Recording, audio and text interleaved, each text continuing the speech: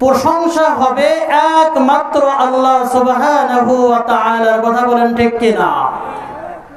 আমাদের চলনে ফিরনে সব জায়গায় সর্বসময় একমাত্র যার প্রশংসা হবে, যার প্রশংসা আমরা দিলের মধ্যে লালন পালন করি, তিনি হলেন আপনার মালিক, আমার মালিক, আসমানের মালিক, জমিনের মালিক, যিনি আমাদেরকে জীবন দান করেছেন, যিনি আমাদেরকে মৃত্যু দান করবেন, তিনি কে? সেই আল্লাহ তাআলার প্রশংসা আদায় করতে আমাদের কোনোভাবে কমতি করা যাবে না। এই জন্য মন খুলে আবার আমরা শুকরিয়া আদায় করছি। সকলে বলি আলহামদুলিল্লাহ। আল্লাহ রাব্বুল আলামিনের প্রশংসা করতে যুগে যুগেই যারা নিষেধ করেছিলেন, যুগে যুগেই যারা বারণ করেছিলেন, যুগে যুগে যারা কোরআনের সহি শুদ্ধ কথাগুলো বলতে আমাদেরকে হস্তক্ষেপ করেছিলেন, আল্লাহ সুবহানাহু ওয়া তাআলা যুগে যুগে তাদেরকে পরিণতি, তাদের কঠিন পরিণতি দেখিয়ে দিয়েছেন কিনা? দিয়েছেন কিনা? এই দেখিয়ে দেওয়ার দ্বারা আমাদের মাঝে এই মেসেজ চলে আসতেছে, কোরআন এবং সুন্নাহর বিরোধিতা করে দুনিয়ার বুকে কেউ সম্মানিত হতে পারবে না, তাকে অবশ্যই লাঞ্ছিত হতে হবে। এই জন্য সম্মানিত হাজরিন, আমি আপনাদেরকে জানিয়ে দিতে চাই, যারা দীর্ঘদিন আমাদেরকে কোরআনের আওয়াজ বন্ধ করতে চেয়েছিল, কোরআনের আওয়াজকে আমাদেরকে মানুষের মাঝে প্রসার করতে আমাদেরকে নিষেধ করেছিল, আল্লাহ সুবহানাহু ওয়া তাআলা যুগে যুগে তাদের পরিণতি দেখিয়ে দিয়েছেন। এই জামানার ভিতরেও আল্লাহ সুবহানাহু ওয়া তাআলা তাদের পরিণতি এমন ভাবে দেখিয়ে দিলেন, একজন নয়, তিনজন নয়, 30 জন নয়, 300 অধিক এমপি, মন্ত্রী, সচিব আল্লাহ সুবহানাহু ওয়া তাআলা লাঞ্ছনার মালা গলায় পরিয়ে দেশ থেকে পালাতে বাধ্য করেছে। কথা বলেন ঠিক কিনা? সম্মানিত হাজিরিন, আল্লাহ রাব্বুল আলামিন বান্দাদের সাথে স্যাক্রিফাইস করেন, ছাড় দেয়, এর মানে এমন নয় বান্দাকে ছেড়ে দিয়েছে। যুগে যুগেই যারা কোরআন এবং হাদিসের বিরোধিতা করেছে, আল্লাহ রাব্বুল আলামিন তাদেরকে অবশ্যই পাকড়াও করেছে। এই জন্য আল্লাহ তাআলা বলেন, আল্লাহু ইস্তাহজিউ বিহিম ওয়া ইয়ামুদ্দুহুম ফি তুগয়ানিহিম ইয়ামাহুন। আল্লাহ রাব্বুল আলামিন বান্দাদেরকে ছেড়ে দেয়, বান্দা তুমি যা পারো আমার কোরআনের বিরোধিতা করতেছো, আমি আল্লাহ চাইলে তাৎক্ষণিক তোমাকে পাকড়াও করতে পারি, কিন্তু আমি আল্লাহ তোমাকে পাকড়াও করব না। তুমি দ্বীন ইসলাম নিয়ে কটাক্ষ করতেছো, কটাক্ষ করো, আমি আল্লাহ চাইলে তাৎক্ষণিক তোমাকে পাকড়াও করতে পারি, আমি পাকড়াও করব না। কিন্তু আল্লাহ রাব্বুল আলামিন বান্দাদেরকে ছাড় দেয়, এর মানে এমন নয় যে ছেড়ে দিয়েছে।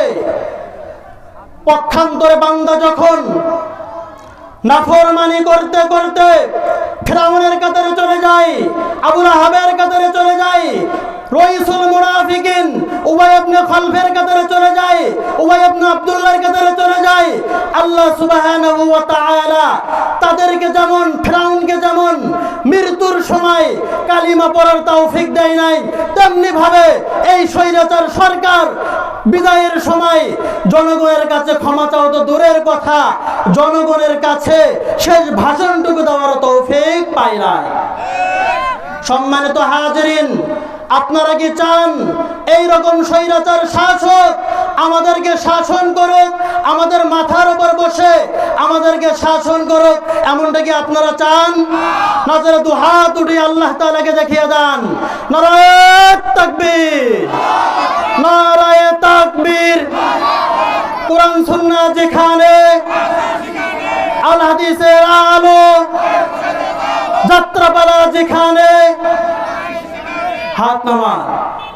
সম্মানিত হাজিরিন, আজকে যতটুকু আলোচনা হবে সবগুলো বাস্তবমুখী আলোচনা হবে।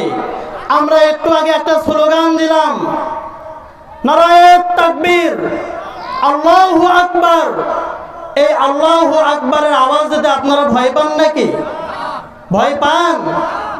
একটা সময় আমাদেরও হয়েছিল, আমরা যখন মঞ্চে উঠতেছিলাম, মঞ্চে উঠার আগেই এরকম আমাদের কানে কানে মন্ত্র পড়িয়ে দেওয়া হতো, হুজুর জিহাদ নিয়ে কথা বলবেন না, এ আলাই কালিমাতুল্লাহ নিয়ে কথা বলবেন না, মাহফিলের মঞ্চ গরম করবেন না, মাহফিলের মধ্যে তাকবীর দিবেন না, এমন ভাবে আমাদের কানের মধ্যে মন্ত্র পড়িয়ে দেওয়া হতো।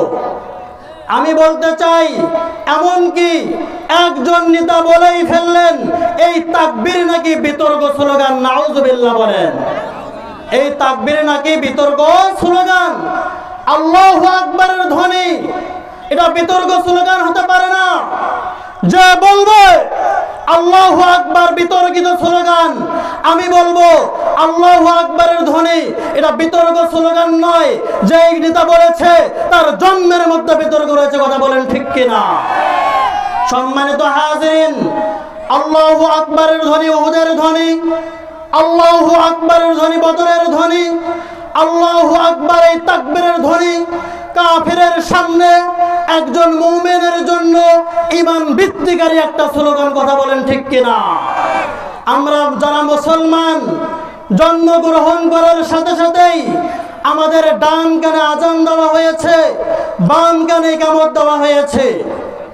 আজকে আমরা দেখা যায় মুসলমান, আজকে আমরা যাদেরকে ডান কানে আজান দেওয়া হয়েছে, বাম কানে ইকামত দেওয়া হয়েছে, এই সমস্ত ব্যক্তিবর্গরা কোরআনের বিরোধিতা করতে পারে না, এই সমস্ত ব্যক্তিবর্গরা নাস্তিক হতে পারে না। যারা কোরআনের বিরোধিতা করে, যারা নাস্তিক হয়, এদের জন্মের সময় ডান কানে আজান, বাম কানে ইকামত দেওয়া হয়নি, কথা বলেন ঠিক কিনা? সম্মানিত হাজিরিন, আমাদেরকে বুঝতে হবে আল্লাহ তাআলার এই ধ্বনি মানুষ যখন মারা যায় তার শেষ সময়টাও, এই জানাজার সময়ও আল্লাহু আকবারের ধ্বনি দিয়ে তার জানাজা সম্পন্ন করার, কথা বলেন ঠিক কিনা? একজন ছোট বাচ্চা যখন বাচ্চা জন্মগ্রহণ করে, এই ডান কানে আজান, বাম কানে ইকামত, অনেক সময় আমরা ভুল বোঝাবুঝি করি। মেয়ে বাচ্চা হলে অনেক সময় ডান কানে আজান এবং বাম কানে ইকামত দেওয়া হয় না, অনেক সময় শুধু ছেলেদের জন্যই ডান কানে আজান এবং বাম কানে ইকামত দেওয়া হয়। আবার আরো ভুল বোঝাবুঝি আছে, বাচ্চার কানে আজান না দিয়ে আমরা অনেক সময় উঠানে গিয়ে বা অন্য কোনো জায়গায় যে আজান দেই। আবার এমনও আমাদের মাঝে রয়েছে, মেডিকেলে বাচ্চা হয়েছে, ওই বাচ্চার ডান কানে আজান দেওয়া হয় নাই, তাহলে ডান কানে যদি আজান না দেওয়া হয়,